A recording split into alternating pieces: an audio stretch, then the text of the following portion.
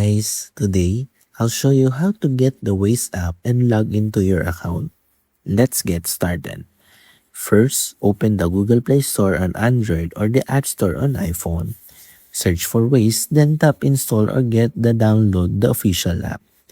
Wait for the installation to finish, then open Waze. When the app launches, allow the required permissions, including location access, so Waze can provide accurate navigation and real-time traffic updates. Next, tap Sign In or Log In. You can sign in using your email address, Google account, Apple ID, or another available sign-in option depending on your device. Enter your account details and follow the on-screen instructions to complete the login process.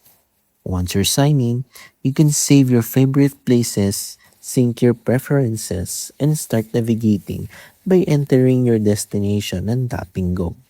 And that's how to get the Waze app and log in. If this video helped you, don't forget to like, subscribe, and I'll see you in the next one.